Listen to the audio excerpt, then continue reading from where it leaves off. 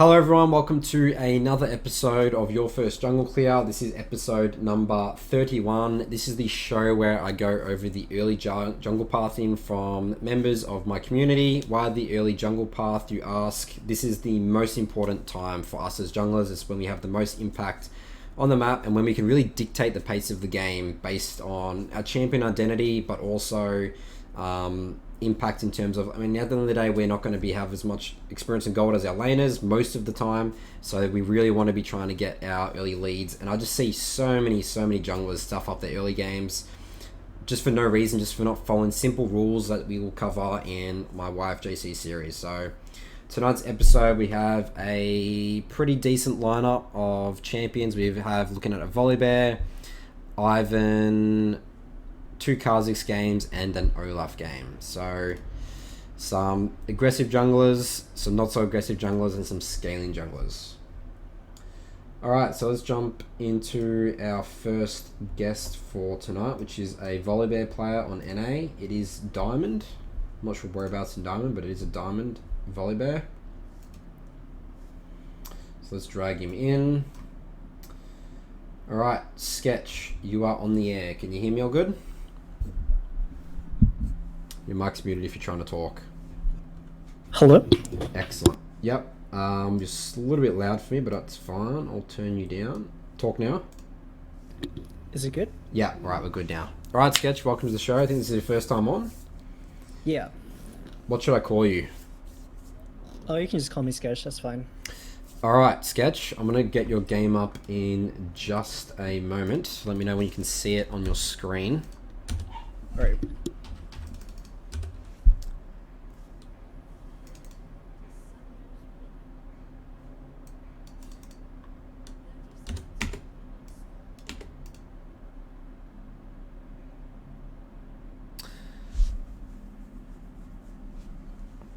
So, Sketch, can you see it on your screen yet? Just go through the Twitch stream. Oh, on the Twitch stream? Okay. Yeah. Yeah. Yeah, so Twitch stream, and then I'll just mute the audio on the Twitch so you can just listen to me on Discord. Alright, so Volibear game. Predator, Volibear. Tell me about this verse, press the attack. What are your thoughts? So, I was watching LCK the other day, and I saw Genji Clade run Predator, and his ganks were really efficient and really nice, so I decided to give it a try. And I also thought it'd be nice versus Hecarim, because you know how he ganks at Mott speed? I thought it'd be very nice to counter at the same speed. Okay. Yes. Interesting. Yeah, I think I did see Clid take the Predator, and I haven't actually tested it myself. I think it sort of makes sense, but I mean, the way that I view Predator is it's pretty all in on the early game, you know, like early strong ganks. Versus PTA is like, you know, gets you. I mean, PTA is good for a bit more for skirmishing, but obviously Predator's good for gank. So let's take a look at this game here. Let's see it working. I'm actually curious. This is the first like solo queue Volibear Predator game I've seen. So tell me about your early game plan here, Sketch. What are you thinking of? What's your win condition? So in loading screen, I had 2 thoughts. One was to either snowball the Fiora versus Rengar matchup because he took Ignite, or I would camp bot because Twitch isn't really a champion until he gets like Man Immune, Infinity Edge, Runons, and I thought I could abuse that.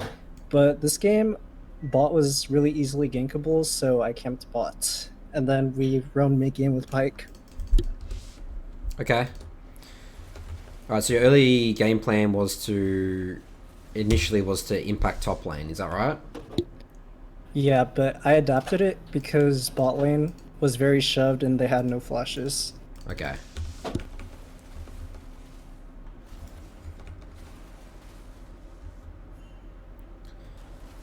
Because, I mean, if your game plan was to impact top early, it's like, you know, we should be residing in red, right? Right. I was actually looking to 3 camp and then look for a gank. So that's what you do, blue grunt wolves and then then gank. Yeah. Interesting. But when I saw the state of bot, I thought it was much easier. Absolutely. Alright, excellent. So we see Hecarim topside. I would do a little bit more pings here. Sketch, get in the habit of just pinging a lot because laners are just absolutely blind. Right. Like they just don't see a ward. So couple more pings there. Just danger ping saying he's there, he's top side. So then Gallo can hug bot side, and then Fiora knows to be safe. All right, so we're going for a dive here. I called it off because Lulu's timer was very close. Yeah, and Twitch has all sums still, right? So yeah, don't know about this one. I don't think this works. So you just reset. And we're going top side. You see, if you had more pings here, potentially Sketch, like Fiora might not have walked in on that trade. Maybe she would have still, but again, she's not cautious right now because she has no idea where Hecarim is. She's basically gambling.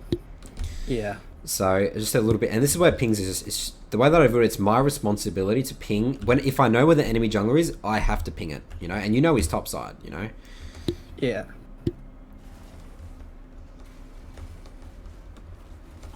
So here I wanted to do Gromp, but I believe my top laner ends up TPing back in. And I think I misplayed this gank.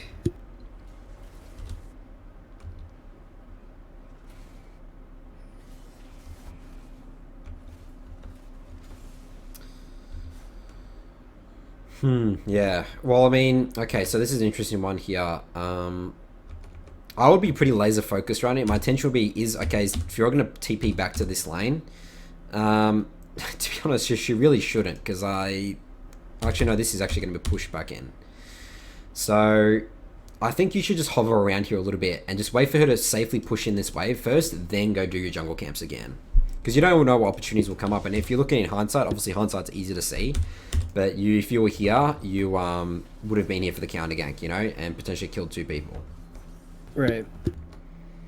So always think about top laners. That's always the thing. Even for like ganks, counter ganks, and like always think about the top laner's first TPs back. Even for the enemy team, because sometimes you can kill them, gank them, and then they'll TP back, and you can go for a regank again, and that's just GG. If you kill someone as soon as they TP back, firstly you'll tilt them, and B, you get your laners really far ahead, because then you can deny them a whole wave of experience and gold. I think I actually end up mechanically misplaying this too. I attack moved on accident, so I thought I had the stun on Rengar. Yeah, okay. Oh no, this is painful. No flash. Yeah. Burn out flash. Alright, mis-execution there. Do you think going for that was actually fine though? I played it better? Absolutely, it's 2 free kills in my eyes. Yeah. Because what would happen is you would commit to the Rengar, and then maybe Hecarim overreaches, and then you just kill him as well, Yeah.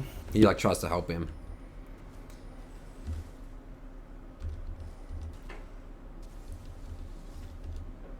I think maybe I should have just stick on the Hecarim actually. I feel like I could have killed him since he doesn't have flash. Yeah, I was just thinking about that. I'm not sure about that one, because he actually still has his E channeling. I actually just looked at that. Your Q doesn't cancel his E. So, you see how he would still be running away? Yeah. Pretty fast. I mean, maybe. I think going for the Rengar is the right move. I just think... I think you actually need to use your Q later here. You start with your Q too early. Yeah. Like, if you just run at him, and because think about it, his only option here is to either jump to your minion, you just walk at him, and then he jumps to something, tries to run away, and then you just Q after, flash after him, then he's dead, yeah? So holding your abilities, your Q in these ganks, really important sometimes.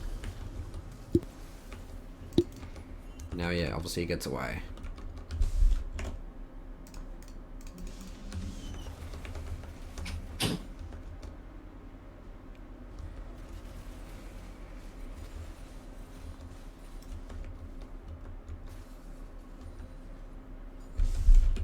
Alright, waiting for our Predator, waiting for our bot lane to come back. I like the patience here, Sketch. Excellent patience. Excellent. Beautiful gank.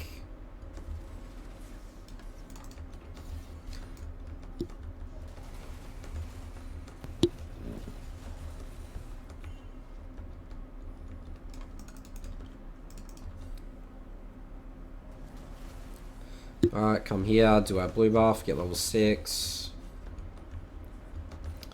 cover mid.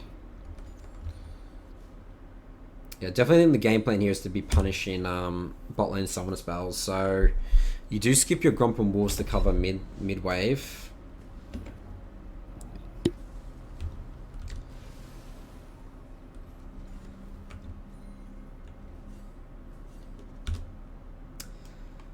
Okay, so this is actually a big one sketch, and I like to call this the 4 minion rule. And 4 minions is not worth showing for on the map for 4 minions, basically, especially at this time of the game. And if you think about it right now, what's more worth it right now? It's like, okay, we have two options. We should have just cleared out Gromp and Wolves versus taking 4 minions. Like, yes, if they're looking to advance on this tower, but they're just not going to, because look how low they get from this gank, you know? Like, Vlad's going to want a base.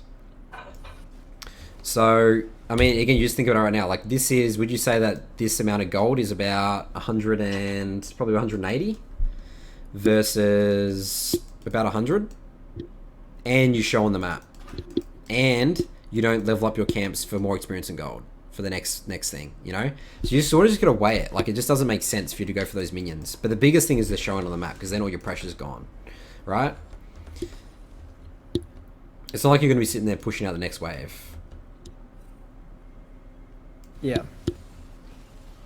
Right now you'll be halfway to level 7 as well. So really important to just not be skipping your camps for 4 minions.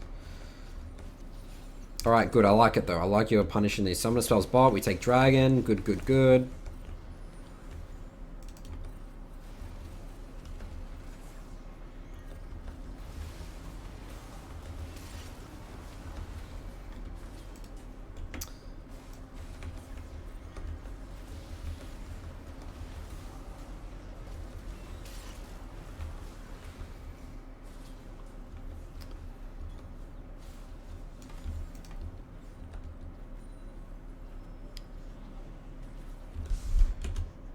Okay, you do have 1100 gold here. Where would be your attention focused right now? Like at this moment or like 20 seconds ago? No. So yeah, about, let's say at now. Like, let's say, I mean, it has to actually be now. What's the next objective? Like, what's your win condition? What area of the map do you want to pressure right now? I was thinking Rift Herald. Okay. Yeah, I do think Rift Herald's pretty important to get this game. I mean, all these plates are on five plates. Okay, so if it's Rift Herald sketch, this is an important decision. Then what you need to do is you need to create an efficient jungle path around Rift Herald. So you'll do Raptors, Krugs, then reset, and then go top. Okay. Does that make sense? Because, I mean, you've got a lot of gold here. You want to get Cinderhawk. Because the thing here is, if you come down here and do your Wolves and Gromp, alright, you do end up losing Rift Herald. Could we have known that, actually? This is actually pretty important.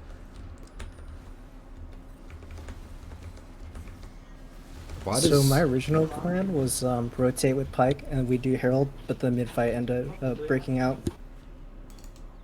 Yeah, he actually just runs straight to Rift Herald. That makes sense, actually. Alright, maybe we can know that Rift Herald's gone. So, because the thing about those sketch is that you actually have the right path in now, because then you create an efficient jungle path around bot, because you don't want to do Rift Herald anymore, right? And you want to keep killing bot, because I think bot's definitely a win condition at this point. So I think you sort of inadvertently had good path in this game. You know, that's why I asked where your attention was focused, because that decision making is actually wrong. You know, if it was Rift Herald, but if you told me you assumed Rift Herald was gone, then your pathing is great, because you're pathing around bot. Okay, yeah, that makes sense.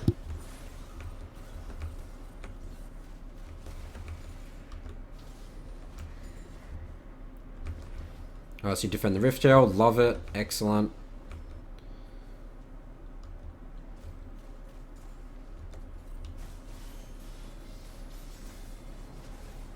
Alright, now you're top, and Fiora's going to break this tower. Okay, well, yeah, so this is an interesting game. I mean, yeah, helping top there. I mean, the way that if Fiora's actually winning that lane, you technically have like two winning lanes. Like right now, I'll be thinking about just breaking top tower and then reset and then breaking bot tower. But I think helping tops there is fine. But let's say if this game was a little bit different and top was like potentially, you know, losing or hard losing, like lost, the lane's lost, then you definitely should have been hardcore pathing around bot, and potentially ganking top there would have been a huge waste of time. But I think that's good. So, Yeah. so one thing I want you to take away, Sketch, is I want you to be thinking more about your pathing and resetting based on where you want to be on the map. So it's like, again, in this situation here, if you want to be top, you'll clear your Raptors, Krugs, then go top side. Or if you want it to be bot, then you'll do, you know, as you did Wolves, Gromp, then you'll be bot. So always create an efficient jungle path around your win condition. That's essentially the philosophy that I go by. Yeah, that makes sense. All right, any other questions, Sketch? Oh, no, I'm good. Thanks. All right, excellent, Sketch. Thanks for coming on, and we'll potentially see you next time. All right, thanks for having me. See you later. All right, so that was our first guest for the show tonight. Thank you for the Twitch Prime, AZ Nubs. Patrick here says, "Hey Nathan, I'm a new fan. I've watched all your Hecarim guides and or even the bonus videos. That's a lot of Hecarim content. I'm a one-trick pony, Hecarim, Plat, Elo, and you helped me a lot. Awesome to hear, man. Awesome to hear. Let's push for that diamond. Push for diamond." Also, Hecarim's changed a bit since my guide as well, Patrick. Phase Rush is like becoming a new thing here, and Cinderhulk is actually potentially good in some games. There's also some builds that I've seen from a player over on Latin America North. He goes Phase Rush and he rushes Triforce into a Yomu's and Moby Boots. He rushes Moby Boots actually, like first base, and just runs around the map with Phase Rush, just like killing everyone. So maybe make like a mini updated guide on Hecarim, but yeah, there's definitely a lot. Hecarim's become really popular now. He's actually getting nerfed next patch on his E as well because of his win rate. So yeah, try Phase Rush. Phase Rush Hecarim. Alright, no worries, Sketch. Thanks for coming on. Alright, so our next guest is over on the North American server. This is an Ivern bronze.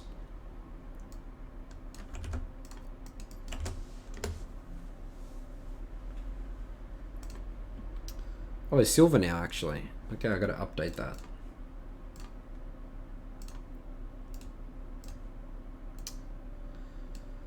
Alright, Clutch, you are on the air. Can you hear me all good? Yeah, what's up? Excellent. Welcome to the show. This is your first time on. What should I call you instead of Clutch, or do you think Clutch is fine? My name's actually Nathan too. So. Oh wow, easy peasy. There you go. Yeah. I think there's only been one other Nathan that's come on the show, so you're officially the number 2. Nice, nice. All right, Nathan. Also, I'm silver and flex, not silver. So. Okay, got it. All right. Yeah, it doesn't count.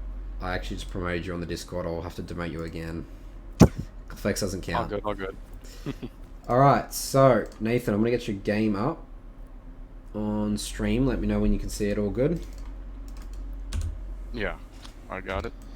So tell me about Ivern. Why Ivern? Why do you like Ivern? He's obviously a very unique champion.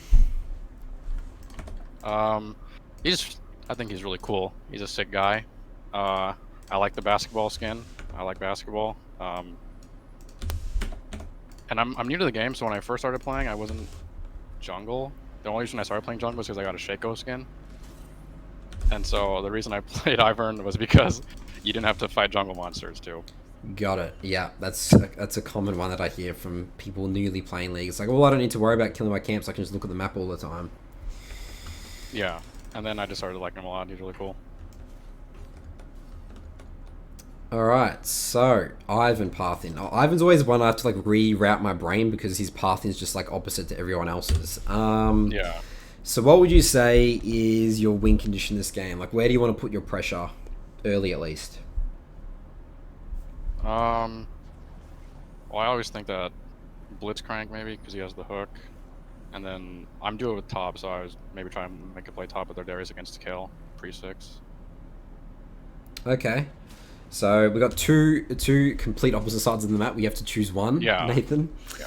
But yeah, the way that I view this is that Kale's an interesting one because Kale into Darius. This is definitely like Darius wins this early. Definitely, you definitely want to shut down Kale early because he's going to scale.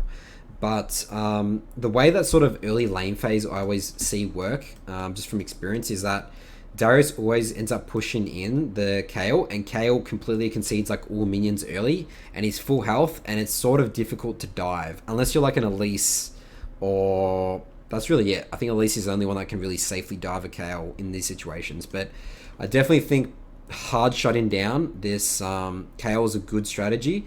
But I also like what you said here is where Blitzcrank, utilize Blitzcrank hook, especially against a Zyra. So, I mean, obviously the way you're pathing here, you're going to end up top, right?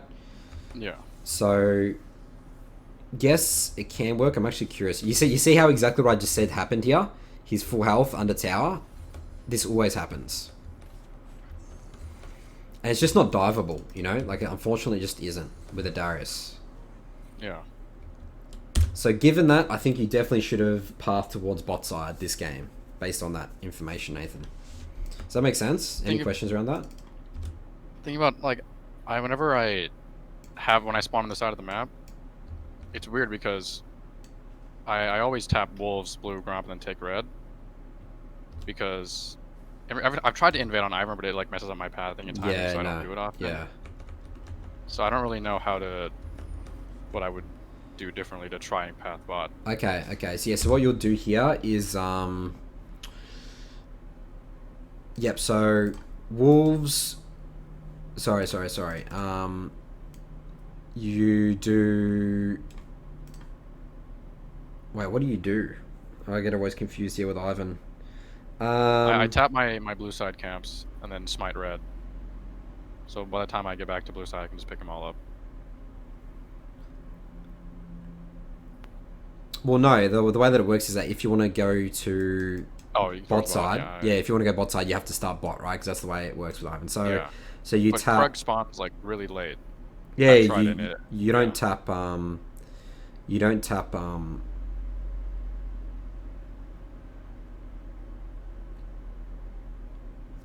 You don't tap. What's it called? Krugs. So you do.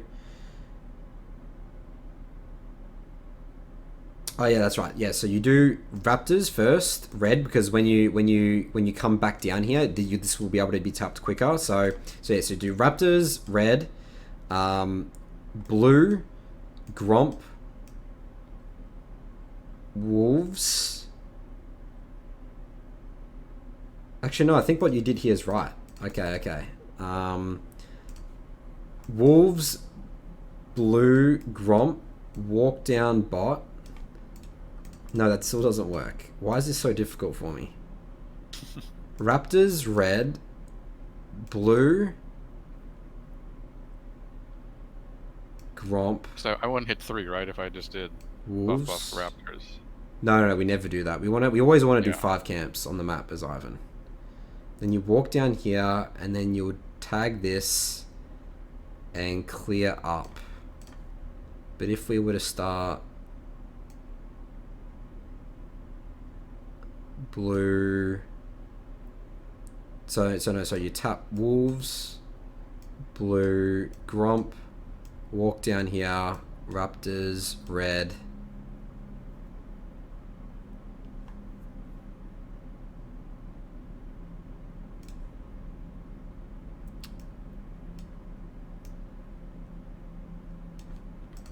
Okay, I'm gonna have to get back to you on this one here, Nathan. It's all good. It's really weird.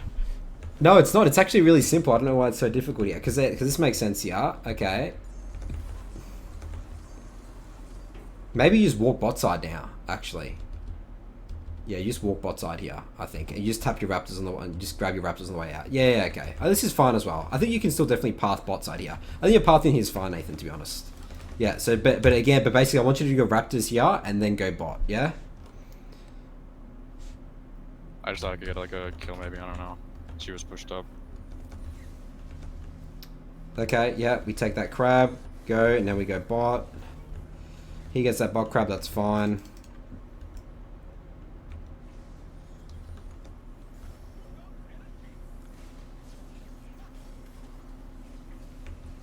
Excellent. Yeah, I mean, the thing about this, like, Victor into Lux is that,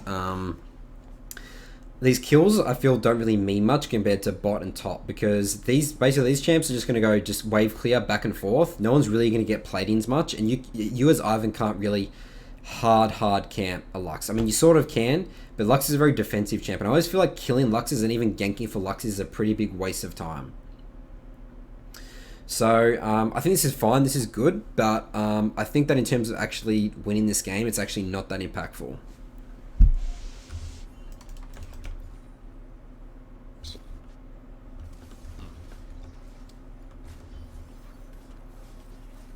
Alright, this is good. Let's have a look at this gank again. So we walk up, we get a Q, and he just gets away.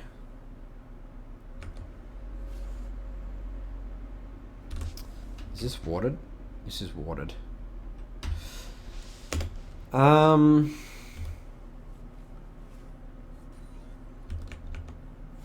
Yeah, I guess that this is just warded. I think this is the right idea. It's pretty much executed as well as you could have. Alright, so definitely want to reset soon here. Good, good, good.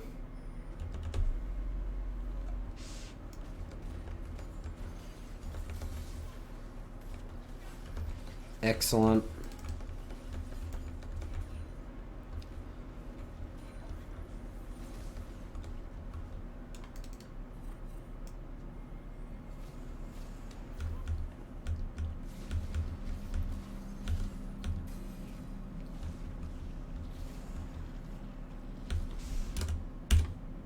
Let's go back to your base here. I'm just looking at your inventory for control wards. Would you say, Nathan, you buy control wards often? Yeah, pretty often. I try to. Especially with the futures market, I can just go Okay, yeah, for it you do anyway. get a control there. This is good.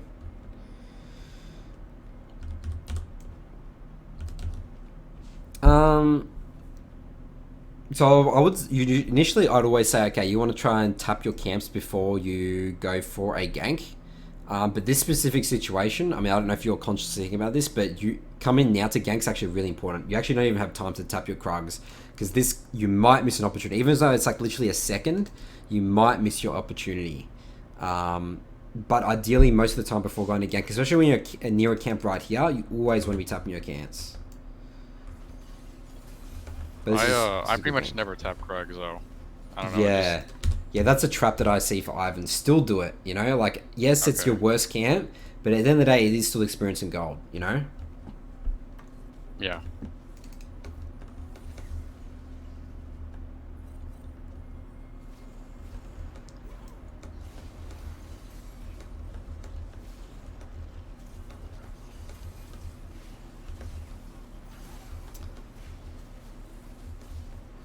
Okay.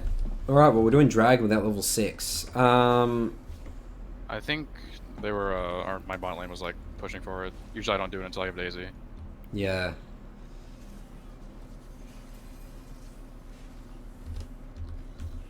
And there was like, they were theirs, I don't know. They forced it, I guess. Yeah, this is interesting. I was trying to think if this drag is necessary, because I mean, you do get it. But the problem with this is that the enemy team knows you're doing this. They could easily just all collapse. Like imagine if Lux came right now, just came here, like got a really good triple Q off, and like Zyra and Tristana's here. You know, I feel like this is slightly a coin flip dragon. To be honest, I'll be honest, Nathan. It does look like it works. I mean, you've set up your brushes pretty well here, but obviously without Daisy, you know, it's very difficult to take dragons as Ivern. Yeah. So yeah. Again, it works here, but I think this is slightly... I mean, the way you want to set up dragons... So the best case way you set up dragons is full mid priority, full bot priority. Enemy team ideally doesn't know that you're doing dragon, and you've got sort of vision of the river, you know. Scuttle's obviously really good control wards, and you know this is not watered, you've sweeped it. That's best case scenario. Sometimes we don't always need all those criteria, but as Ivern, you really do want to have a lot of those criteria checked, because you're so weak at doing dragon. Without, obviously, Daisy.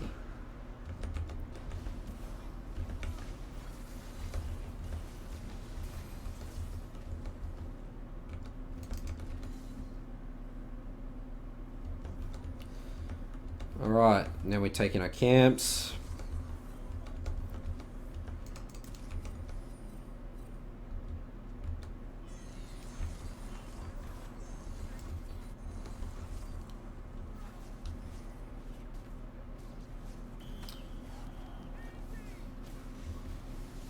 Yeah, this was troll.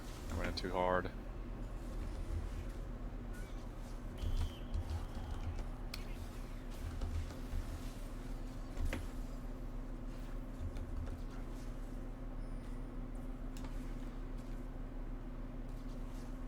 Okay, so let's just quickly assess the map assessment here, right? Like let's just think about here. This is why looking at lanes is really important. Like Victor is way further away than Lux is right now, you know? So you see how you like commit to this guy? You just walk up forward here. I mean, if you didn't get hit by that bind, you would have been all good, you know? So this is just a simple, just not looking at your laners here, Nathan. Victor can't help. Lux is closer than he can help. And this is why this goes bad, essentially.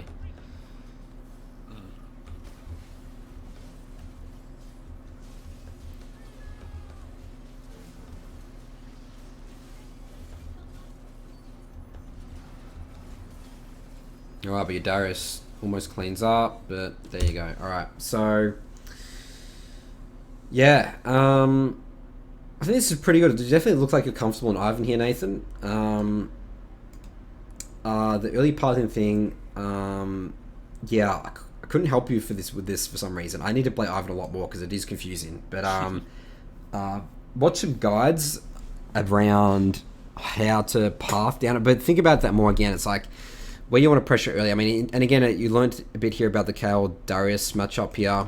But yeah, basically with Ivern, you definitely need CC tools to gank, like Blitzcrank. I love, ganking Blitzcrank lanes, especially with Ivern.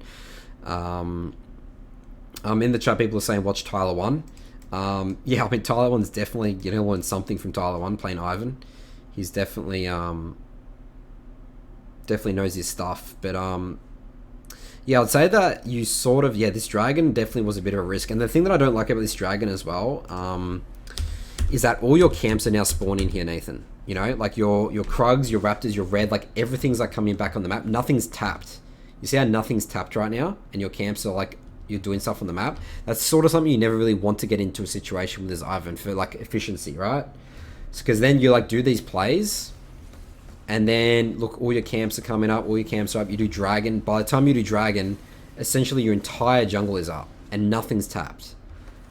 You even go for this play here, which again is like fine, but now you tap, and it sort of just like ruins your momentum of the game, if that makes sense, Nathan. So ideally, always want to be tapping things before ganking, and tapping your camps, and then doing something on the map.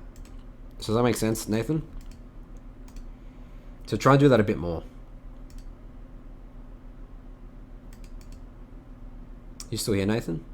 Yeah, hello? Yeah, I think your mic was muted there.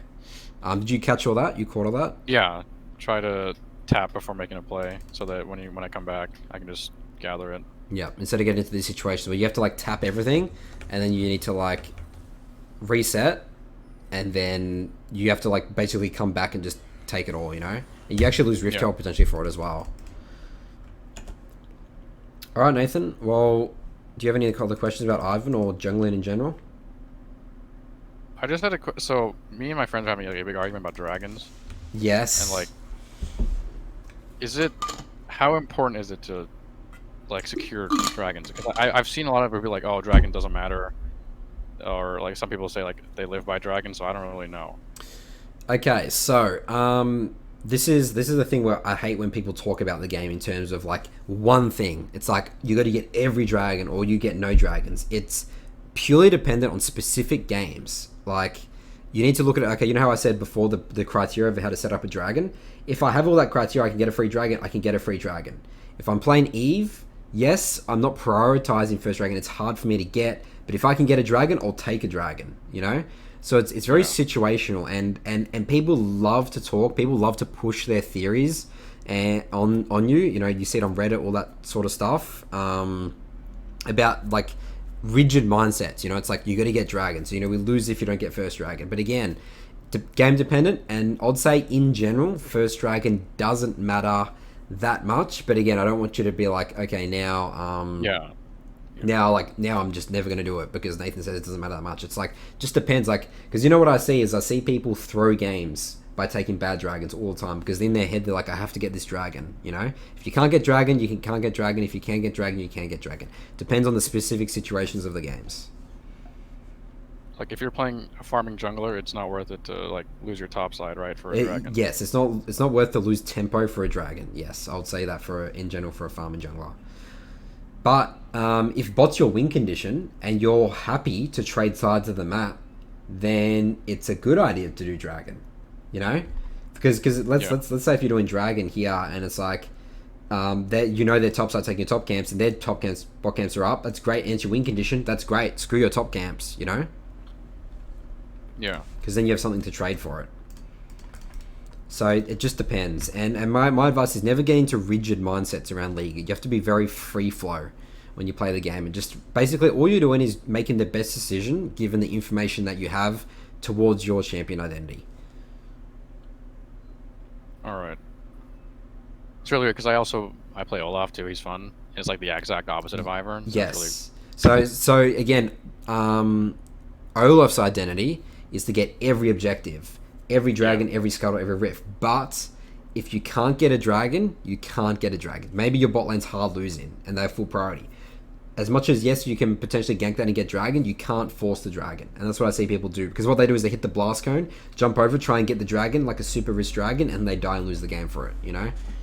So again, the same thing applies. There's so many Olaf games where I've had to give a first dragon, you know? But still won because I just didn't die. That's the thing, is you dying is the worst thing you could do. Yeah, for sure. Any other questions, Nathan? I'm good. That was pretty helpful, actually. Excellent. All right, Nathan. Well, thanks for coming on, and we'll potentially see you next time. No worries. Yeah, see you sure. later. All right, so that was our second guest, and speaking of Olaf, we are literally going to be doing an Olaf game next.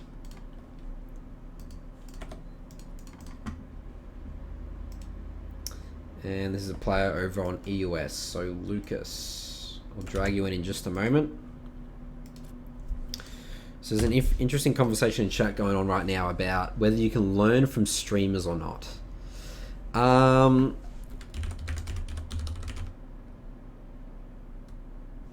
Depends obviously on the streamer, you know, how much they're going into in-depth thought process. But I think watching guides on YouTube is probably better than watching educational specific content is better than watching a streamer just playing a champion. What you can learn from, you know, potentially watching highly streamers is just pretty much like the early jungle pathing and why, and trying to think about why do they do certain things, what you would do in those situations, and why you trying to figure out why they did it. You know, obviously if they're not explaining it.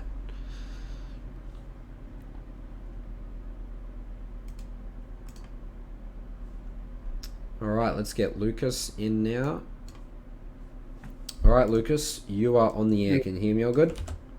Yeah, it's fine. Alright, Lukas, welcome back to the show. You were on a couple of weeks ago. Can't remember. It wasn't last week, right?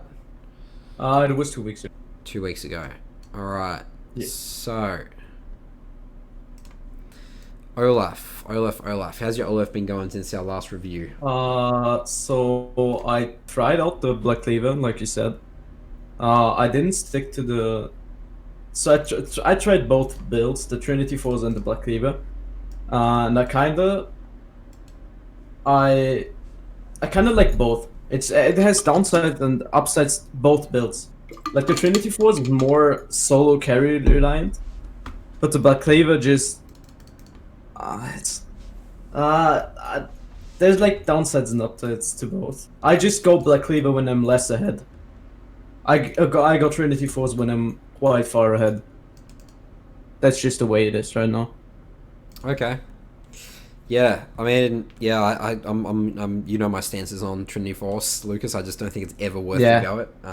It's too expensive. I don't like the build path, and Black Cleaver, it's 20% CDR. You know, it's ridiculous. Yes, it's OP. You know, so, and the passive on it's really good, and like the way that I view it is that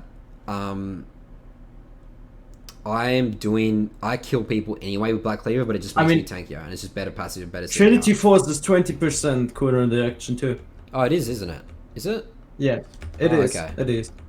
I thought it was 10%. Yeah. Okay. Well, I guess that doesn't really matter then, does it? Yeah.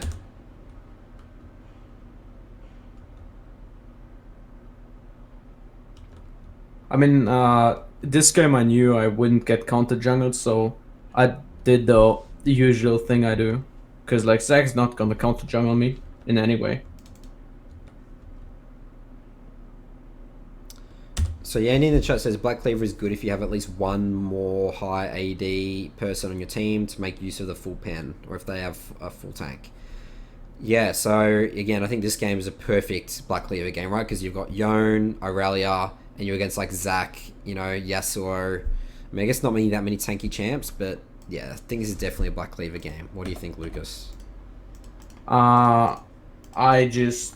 But again, you follow. I don't know. I just. Super fed, I think Trinity Force is just always better when you're ahead, because you can build a way higher lead when you're ahead. Yeah, like your lead just gets more higher when you go Trinity Force, because you can use it way better. You do way more damage. And Black Cleaver is kind of going for a tanky Olaf, I would say, but I'm not going for a tanky Olaf.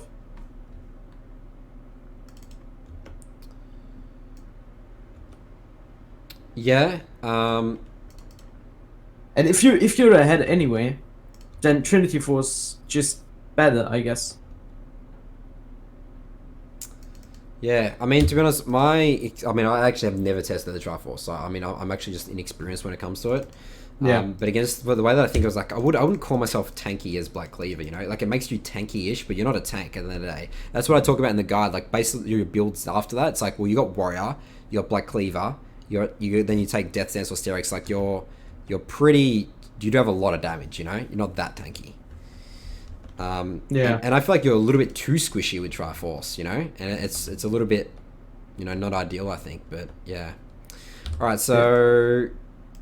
So you come down here, you do a second full clear, you get 2 kills here. No, I don't do it. I don't do a second full clear. I only do my Raptors so I can get my Talisman and my Coffee Warhammer just to do the Drake, because I need mana to clear faster. I didn't want to do full clear because like that would have wasted so much time right here. Yeah, so I mean, obviously you want to do Raptors here, because traditionally I think this path is pretty bad here, because you want to do Dragon, right?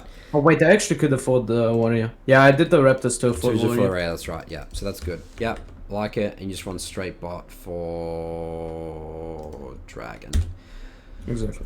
Alright, this is a bit of a rule that I don't like breaking.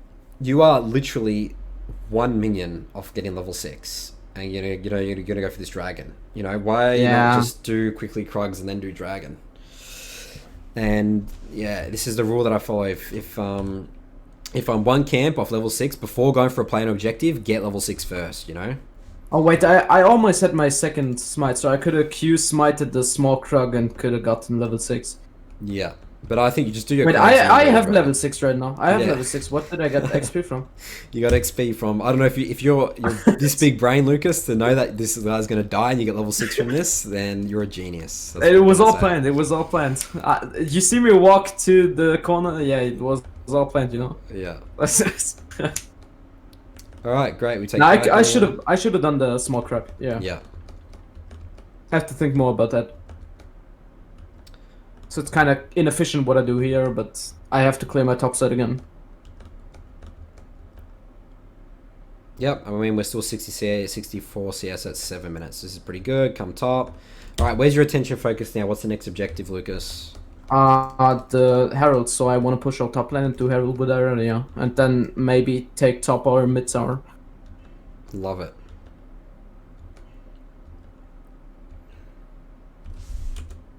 Well, you do have 1k gold. Now you come in to kill the Zac.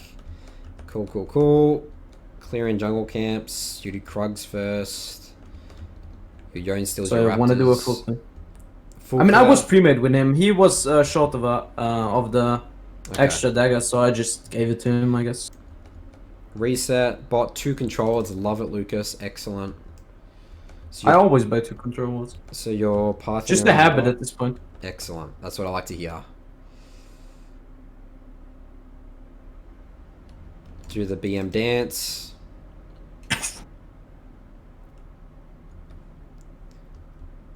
Alright, you come just... I like that you didn't just do mid and break the tower here, because you can't break the tower, probably not.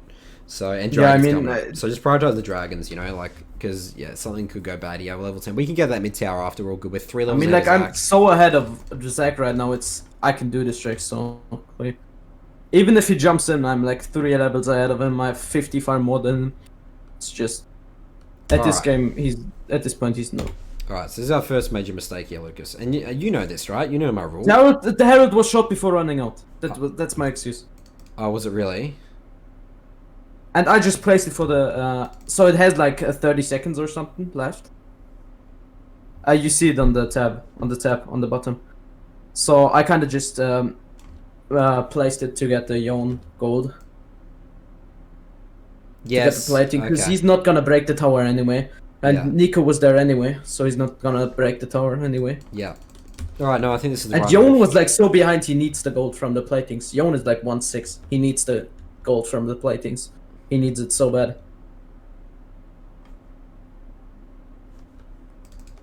Okay, yeah, okay, I think this is okay. I mean, the rule that I follow with Rift Herald is that if it's about to expire, it's best use on mid, because you get mid low enough to, you know, break it eventually. Because mid tail's obviously the most important to break on the map. Yeah. Alright, so let's assess the situation here.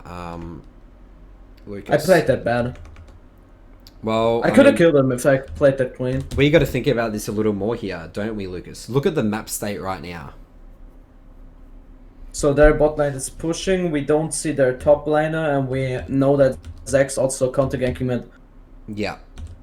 So you need to back off straight away. There's no such thing as outplaying here. You just flash in. Think about it. Think about what you're getting right now. Like, your Aurelia's getting... Yeah, I misplayed it. No, there's no misplaying. This is it's wrong decision making here, Lucas. There's no way we should go for this fight whatsoever. Yeah. Okay, to be fair, yeah. Does that make sense? Because look at the map state right now. Pike and Zach are roaming up. The way that I view it, as soon as you pop Rift Herald, you need to think about who is possibly coming to me. Like, the way that I view it as like I'm a magnet. Like, as soon as I pop my Rift Herald, I'm magnetizing everyone's coming to me. I even say even the next people from the next game are coming to me. That's how much people love defending Rift Heralds. Well, they sort of have to, you know? So, really important here to just be like cautious of who's potentially coming to you. That's the first thing. As soon as you pop Rift Herald, always need to think about who on the enemy team is possibly coming to me.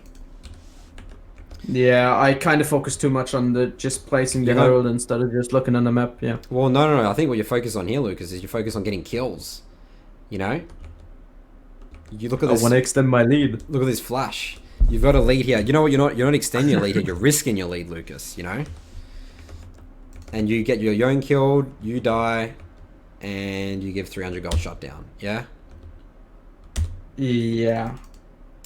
So, you need to assess the map a bit more better map awareness here, Lucas, especially when you're going for those Rift Herald players. Alright. Alright, Lucas. Well, that's it for this early game here. Any other questions? But I think this is good. Your Olaf's definitely good. You know, but this one death here literally adds like an extra 5 minutes to the game. It's big. It's really big. I mean, I popped off that game and like extremely solo carried it, actually. Like, I went 18-4-7. I kind of solo carried it. Yeah, but we did die 4 times, Lucas, and we did die that one time there, which we shouldn't have. So, got to solo carry, but we're going to get better, you know? Got to close out games quicker. Yeah. I gotta be more careful when I have shutdowns. Absolutely. I noticed that myself. Absolutely. Yeah, shutdowns win games. And I just... Like, I started playing... when I started playing jungle, I played on an unranked account, and I got that platinum. And I'm just... Right now, I'm just playing on my old main account again. And I just got 23 wins and 6 losses, so I actually improved a lot. Excellent. Is this your main account, isn't it? This is my old main account, yeah, it has Okay. like 600k ranked games. Yeah, and is this platinum? Is this platinum, Milo? This right now it is like go to MMR, but we had like two Smurfs or something in that game. I don't know. Yeah, it's gold 2 MMR, but Ezreal was bronze 1. He was a Smurfin. Nico was silver 1. So that dragged the tier average down, but it's gold 2 MMR. Yeah. Around that. Gold Yeah. 3, gold 2. All right, Lucas. Well, thanks for coming on. Right. And we'll potentially It's a see you next pleasure. time. All right. Yeah, I'll come on when I can. Excellent, Lucas. Glad to have you on here. All right. See you later, Lucas. See. All right. So that was our third guest for tonight. Yeah, well, Taser says armor pen for the team. Yeah, Black Cleaver is definitely way better for that game, 100%. We identified that earlier. All right, so our next guest on here is a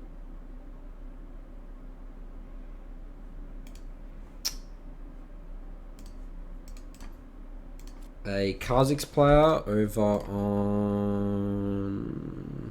NA. So let's get his game up.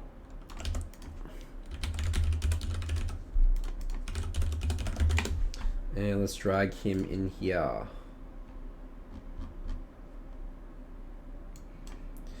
Alright, TZZ, you're on the air. Can you hear me all good? Yeah, I can. Welcome to the show. This is your first time on, I believe. What should I It call you? is. What should I call you? What's your name? Markeece. Marcus? Markeece. Markeece. Okay, Markeece. I'm going to get your game up in just a moment. Oh, okay, so this... Oh, wait, that's my match history. Alright, so how's your ranked been going so far this season, Markeece? It's been going well. Is this the highest you've been? Your rank, your gold 3 at the moment? I was gold 2 earlier in the season. Okay, so why have we been struggling to get past gold 2? What do you think? What do you think is the biggest flaw in your gameplay right now? Not sure right now. All right, well then let's take a look. I'm gonna get your game up in just a second. So you're a Kha'Zix exclusive main. You pretty much only play Kha'Zix. Right now, yeah. I played like Graves and Echo before, but not much anymore.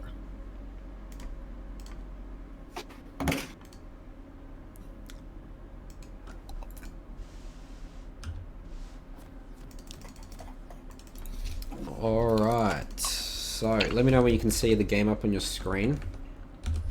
I can see it. All right. Tell me about your view on Kha'Zix runes. So you're going Futures Market. Interesting. Dark Harvest. Is this where you go every game or? I don't. I was testing this page out. So what would you go usually in this game? Probably just Electrocute and the Sorcery second.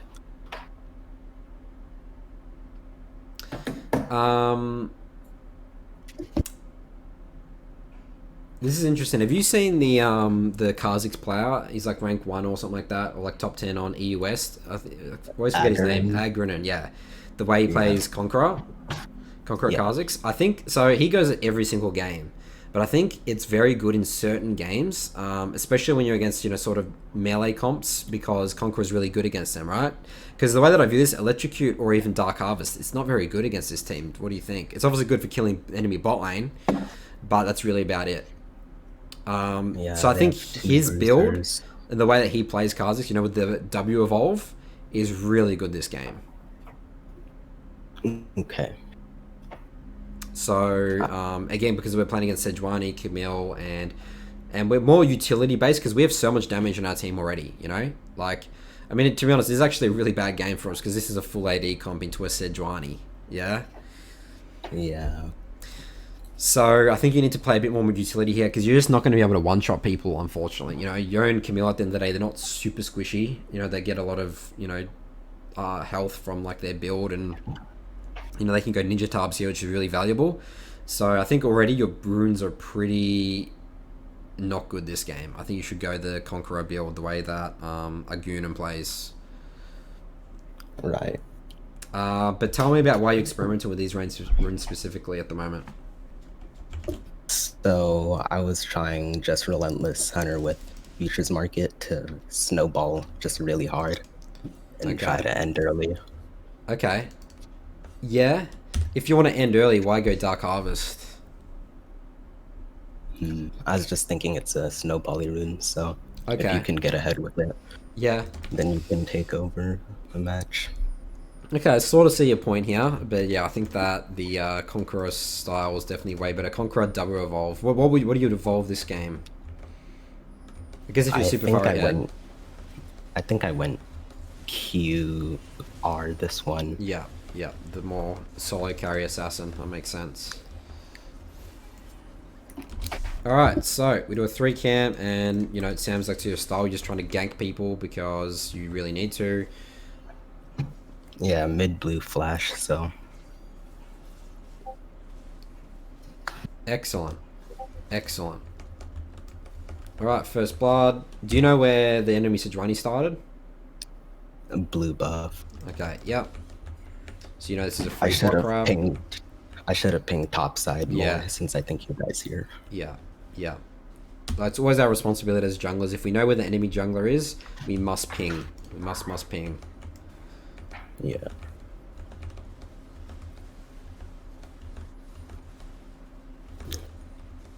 I think I just reset after this. Yep, reset. I like it. He literally double kills. He's literally 1v2 this guy. This is such a snowballing matchup for Jax as well into Camille. So this is really I just knew good for him. that Jax won that matchup, so I pathed towards bot side since we had a blitz. Yep, I like it. I mean, this is just efficient pathing. This is really good. We are halfway to level 6. This doesn't go good. Yeah. Alright, so a couple of things here.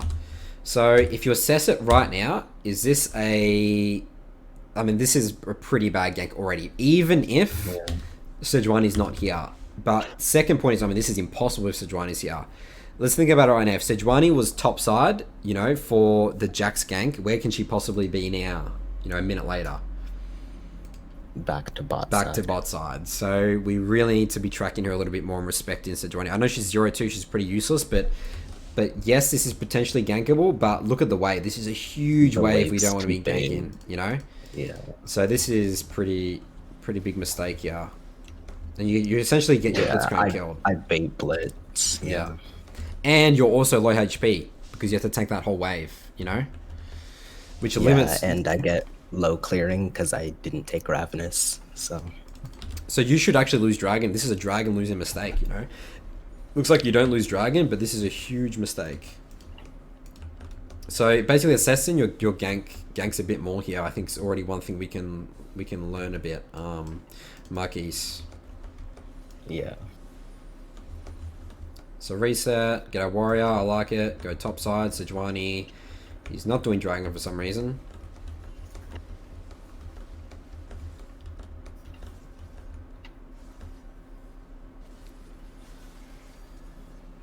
Excellent. We just straight up do Dragon because mid's dead. Assist pings are coming from you. Yeah. Okay.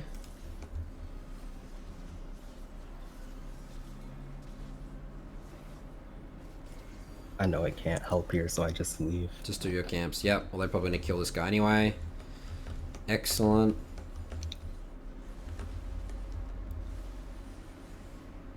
Reset. Because you want Rift Troll's your next objective? Is that what you're thinking right now?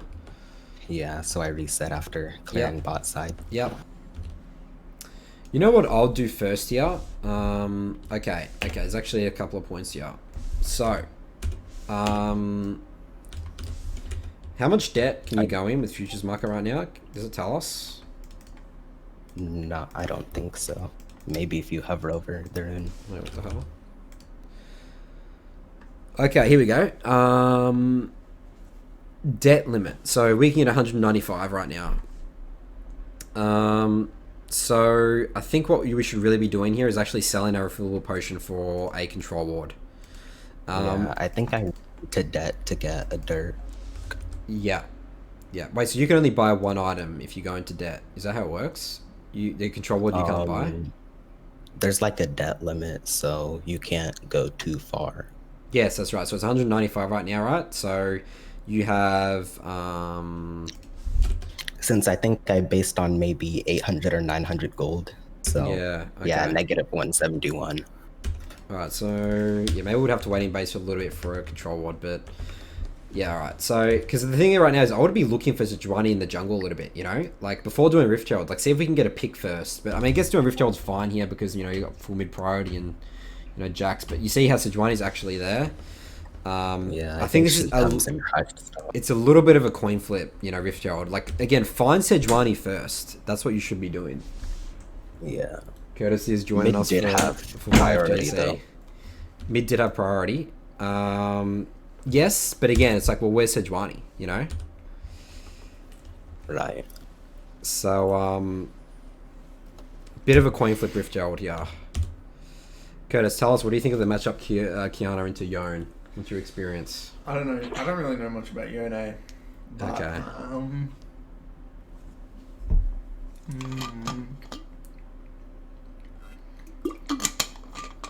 Well, it's pretty free because Yone didn't build properly. He didn't build Tarbies.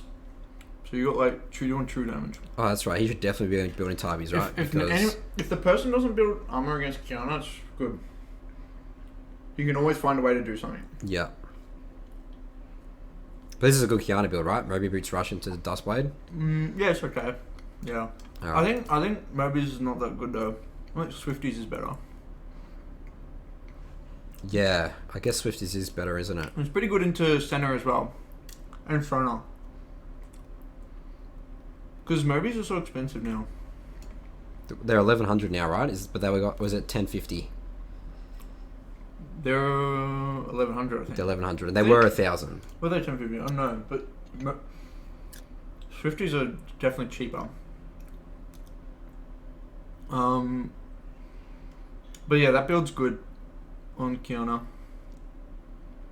A lot of damage. Oh, they were 900, now they're 1k. Yeah. Alright.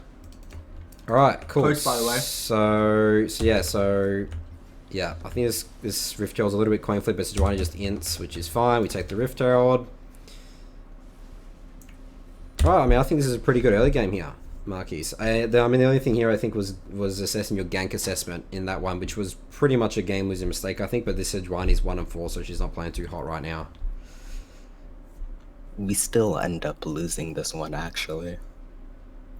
What, the next dragon? Oh, you end up losing this game. Oh, okay, yeah. Well, I mean, obviously we're only going to look at the early game here, but yeah, we definitely looks like we lose it this fight here. Actually, let's quickly look at this fight here. I'm curious. Okay, you actually die once as well. Yeah. There was a dragon fight that went pretty bad. I'm not sure when it was though. Well, you're 3 levels ahead of this guy. You should be able to kill him, right? Yep. And then your team sort of overextends and then everyone dies. Maybe you should have been there to help that. Maybe. Potentially be more backpicking your team off here, like you're trying to make a play right now and your team's making a play. I mean, yeah, it looks like you just get the downside of a full AD comp. Yeah, we got 2 Barons, but we just... Alright, Markeece. Is he Joy with the mid laner? Not. No, he's not, no. 2 controls over a longsword, especially this time of the game. Alright, really important with Baron and stuff and control. Because basically, it's just gonna be hard for you to control anything without it. So... yeah, let's really prioritize getting control wards at this stage of the game over a longsword. Basically, anything that's like not like a stopwatch or BF sword, don't buy. 2 control wards. All right, Markeece. Well, that's it for this one. Any other questions you have, or? No, thank you. All right, no worries. Thanks for coming on, and we'll potentially see you next time. Yeah. All right, so we got one more guest for tonight. Another Kha'Zix player, but I think his game might actually be expired. Let's drag him in here. All right, Anarchist, you're on the air. Can you hear me all good? Yep, I can hear you fine. How about myself? Yep. Nice, loud and clear. I'm trying to find your game. I may have changed it in the middle. The one that I posted, if it's on the League client, should be like the second last one that I played. Oh, you changed it. Okay. Yes. Oh, that's fine then. Yeah. 11.6.15. 11.6.15. Excellent. Yep, we got it. All right, cool. Perfect. All right. What should I call you by? Is it the first time you're on the show? Yeah. You can call me Akmar. Okay, Akmar. And Akmar, is this gold 1, 51 LP? Is this the highest you've been this season? I don't think I cracked gold 1, but I was definitely gold 2 early on this season, and then I took a hiatus because of work and whatnot. But I did still keep up, like just played League every once in a while, but not too competitively until, again, probably maybe a couple weeks ago. All right. So we're back in out playing Kha'Zix. You're a Kha'Zix main as well? I wouldn't say that I like particularly main a character. Like I started all the way back in season 3, and I don't think I played too much ranked in general to begin with, apart from season 3 and 4. I kind of got back into it last season, but I played Vi quite a bit when I initially started, Vi and Kha'Zix, and then I eventually played AD carry for quite a while, so I'd be playing like Tristana, Kate, and Jhin for a couple seasons, and then I used to watch Score quite a bit in the LCK, and when he made the switch to jungle, I also kind of like subconsciously transitioned as well. But I did continue playing like Vi, Zac, Echo, and Kha'Zix primarily. Okay, so I mean that's a pretty varied playstyle for Kha'Zix now, more of an assassin jungler. I mean, I guess you could sort of view Vi as an assassin jungler, but why the switch to Kha'Zix? Because yeah, like I would say that my gameplay wasn't like too defined in style until last year when I kind of started watching your videos and your reviews. So it's actually funny, when I played Vi, I actually never played her kind of like how Vi mains actually played her, which would be kind of like the Youmuu's rush and whatnot, back what Super Metroid would used to do. I actually didn't even know about him until probably last season. I used to kind of play more of like a engage and tanking style, and in fact I actually kind of played every champ like that. And I was watching Tarzan since probably like 3-4 years ago, and I saw that he liked to frontline, although I didn't realize at the time like how to kind of frontline properly, so I just kind of be a damage soak, and I found a lot of success with like Zac and other like tank junglers. But when I realized that, like, you know, those junglers are kind of like coin flip. Even if my game knowledge was like better than my opponent, that didn't necessarily mean that I could climb, just because I'd still have to kind of perform better than the entire enemy team and not just my opponent. So I've started kind of diversifying my style a bit, and this season I started putting in games onto Graves, Olaf, and I've tried like different rune sets as well to kind of understand like champion identities as you put in your guide. So that's been like really good for me. But yeah, again, definitely an issue that I don't go all in too much on a single champ. But I found some success with Kha'Zix recently, so I've been sticking to him for the last little bit. yeah, okay, yeah. I mean, I think Kha'Zix is definitely much better than Vi. Zac, I think, is a good pick in situations. Like Zac's really good against like triple AP comps. Yeah. But yeah, I think Kha'Zix is really good overall right now. So I think it's a good champ to pick up. So tell me about this game here. We're against a Poppy jungle, which is, I guess, a counter to Kha'Zix. I've never actually thought about jungle Poppy. Yeah. But that's So- interesting. Yeah, this game, during Champ Select, I thought that it was going to be Volibear jungle and Poppy top. So I faced a few Volibear jungles, and technically they're supposed to counter me, but I found that with Conquer, the difference isn't actually that bad. And once you get Evolution, if you're even, you should win the matchup from my experiences. But yeah, this was definitely my first time against Poppy jungle, and first time against Poppy jungle with Electrocute especially, so I underestimated her damage, which led to a few unfortunate deaths. All right. Well, tell me about your early game plan here. What's Sure. What are you thinking So about?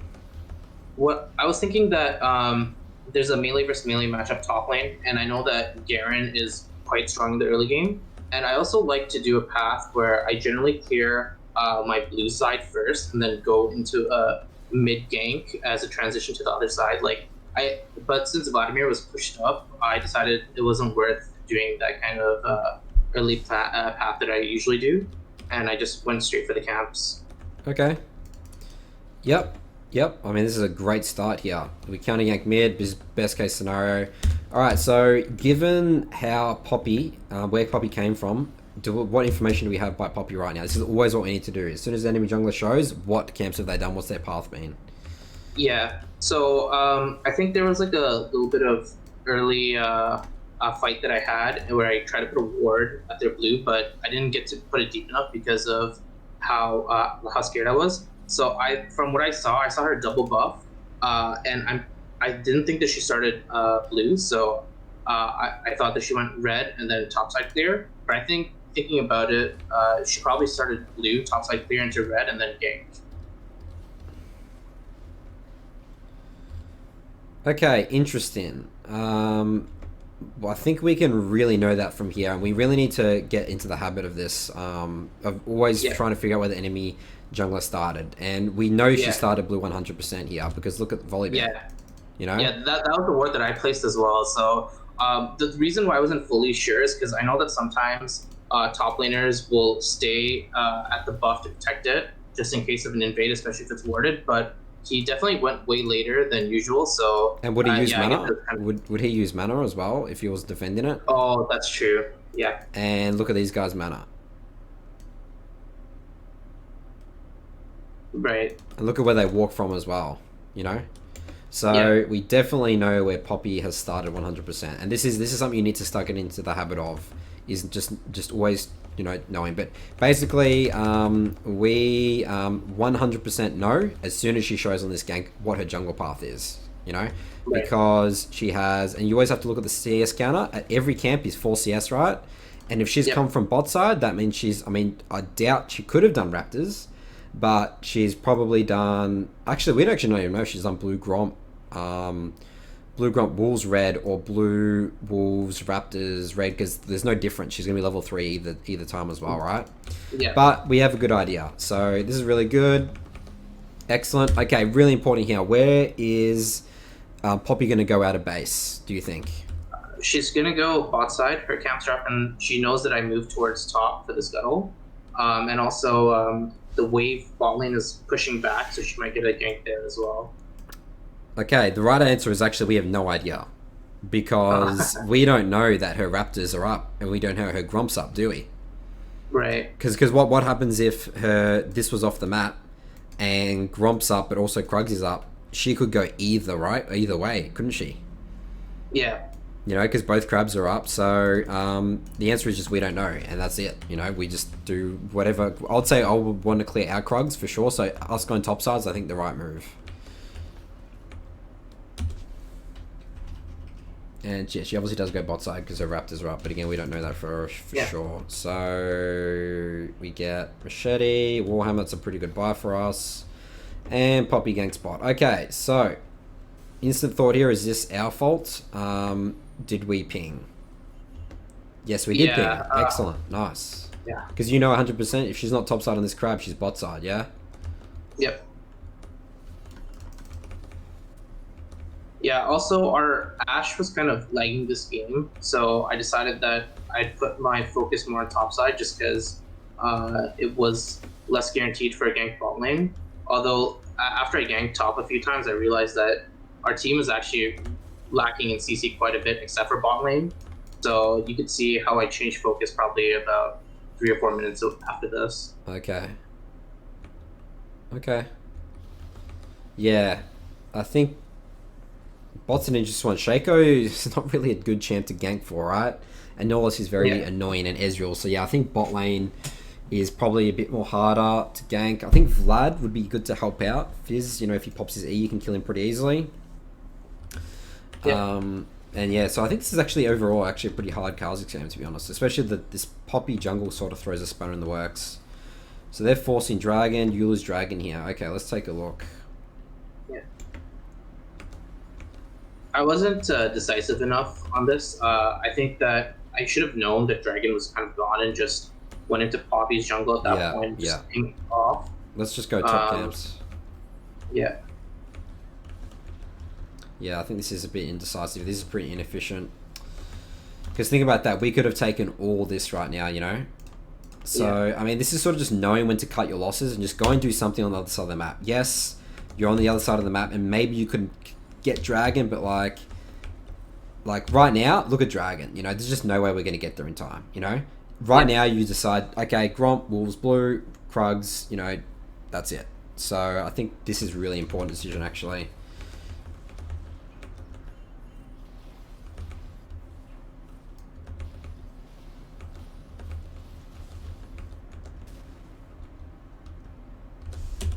Alright, so what's your next objective? Where are you thinking about? Where do you want to pressure the map here?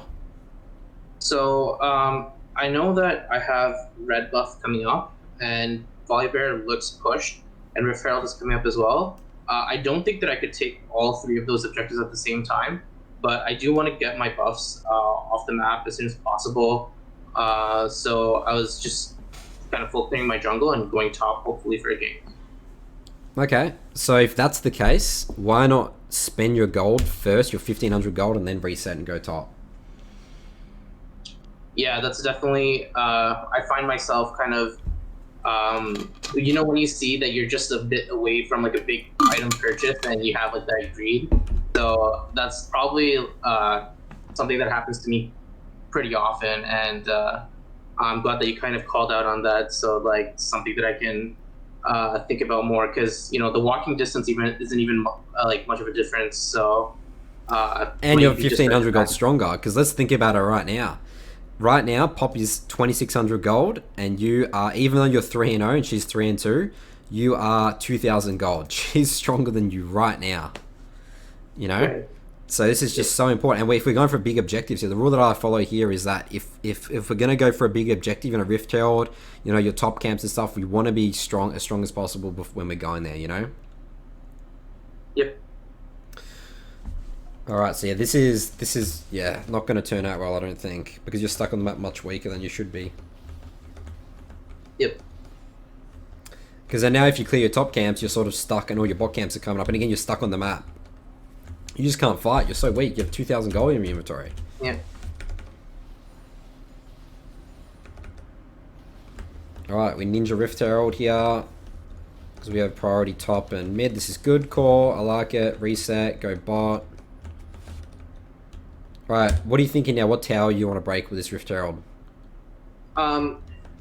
So I saw that, like, again, it's kind of like greedy, but I saw that there's 3 plates left on top tower, so it's probably most efficiently used there.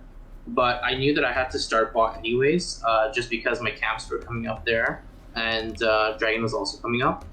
But yeah, either way, it's pretty inefficient Rift usage. I'm actually confused. Oh, I think I was trying to sweep. Yes, you were. You did the good old sweep move. Yeah. This is the 101 mistake as a jungler. All right, so to answer your question, I think it would actually be, you have plenty of time to figure out. The way that I view here is like this time, like the 9 to like 14 minute mark. If we have Rift Herald, we're solving a puzzle, and the puzzle that we're solving is how do we break a tower. Most of the time, mid tower's best case scenario, and I think you have plenty of time here to figure out a way to break mid tower. That would be really good this game, I think, because it's really going to put a lot of pressure on Fizz, and it's going to get your Vlad really far ahead, who's going to scale up and win this game. Bot, couldn't care less, it's 5 plates. Top is another option. It is close to kill, but I think this is top's a contingency. It's sort of like a second plan. You should try, I'll be right now, my focus would be, how can I break mid tower with this Rift Herald? It might take 2 ganks mid to do, but you have plenty of time, you know, you can do a lot in 3 minutes, right? Yeah. So, Actually, I think it's a good point you touched on, because when I review my games, I see that I either rush Rift Herald a lot, or I completely forgot about it. Especially like second Rift Heralds, I almost always time them out, because like I pick a fight right near the expiry time, and so I have like this kind of like fear that, oh, I'm not going to use the Rift Herald, and that kind of pushes me to use it earlier than I should. But I think that's also kind of just like me losing focus, and that's something that I've been like trying to work on in my games as improvement. yeah, okay, I think this is definitely, I think we have some good things, good pointers here for you to improve on here. Yeah, I think these are things you need to consider a lot more, definitely in your games. These Rift Heralds. I mean, obviously this right here, you get seen on the control ward, your Vlad's low health, Poppy's coming up, and you just get literally smacked into the tower and die. So this is pretty bad. This actually adds a lot. You just give 400 shutdown gold to Poppy, and this is going to delay the game. You know, I always view deaths as each death is like about 3 minutes extra to the game. Especially when you're playing like these type of champions like Kha'Zix and stuff like that. You know, champions that fight a lot and die a lot, you know, that's fine. They don't add 3 minutes, but in this case, you really slow down the game. Especially that waste of Rift Herald, really not good, right? Yeah. All right. Well, that's going to be it for your early game here. Do you have any other questions you want to ask or about this game or jungling in general? Yeah, I don't think too much about this game, but there was a comment that you made last week where I asked for an OpenGG review where, again, I tried to die less. And even with that comment in mind, when I played a bunch of games, I kept dying as much as like 6 to 11 deaths or something like that. And I do limit it quite a bit in the early game, but I get really desperate. And I was wondering, like, how do you try to like convince yourself that you don't need to make desperation plays? Basically, it comes from confidence, knowing that you don't need to make that play to win the game because you've done it before. So essentially, you need relevant experience, really, you know. And I know you've won games before where you've potentially not taken a risky fight and you still won the game. It's all good, you know. So it's sort of just like remembering that it's like, okay, like, you know, like the enemy teams, like the higher elo you go, if you miss opportunities, you can lose the game for it. In lower elo, the enemy team's going to make so many mistakes. You have plenty of opportunities to capitalize on it. You don't need to take that fight at 8 minutes around Dragon because you know they're going to make a mistake after. You know, always think of the League of Legends. How do I take high percentage plays? Right.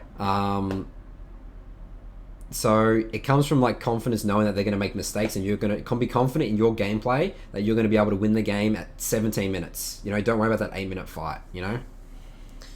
Right. So does that answer your question? Yeah, it's perfectly clear. Anything else? No, that's all. Thanks a lot. All right, Anarchist. Thanks for coming on the show, and we'll potentially see you next time. Good luck in your ranked. Yeah, thanks. All right, see you later. Bye.